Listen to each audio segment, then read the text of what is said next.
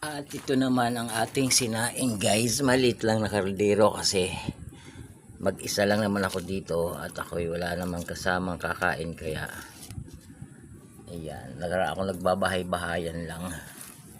Tapos lutuin natin itong balot na gawin kong adobo. Yan ang magiging ulam ko. Ayan. Ayan, buhay na ang aking mga tanim na okra. Ayan, at kumukulo na ang ating sinaing na isang taka lang. Hanggang gabi ko na yan guys.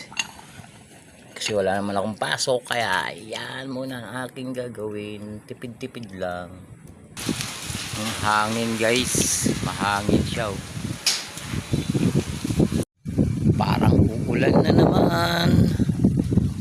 Malat ako guys. Parang uulan na naman. Ang ating sinaing.